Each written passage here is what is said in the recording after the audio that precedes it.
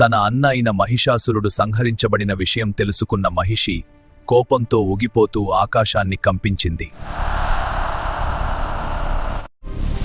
దేవతల మీద కోపం తీర్చుకోవాలి అని బ్రహ్మకి తపస్సు చేస్తుంది.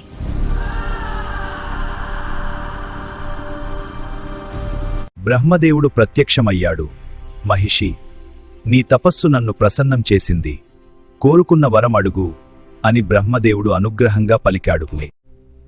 బ్రహ్మదేవా, నేను ఇంద్రాది దేవతలను సులభంగా సంహరించగలను. కాని హరిహరులు పన్నాగం వేసి నన్ను మోసం చేయవచ్చు కానా? అసలే మా అన్న మహిషాసురుడిని కుట్రపూర్వకంగా సంహరించారు.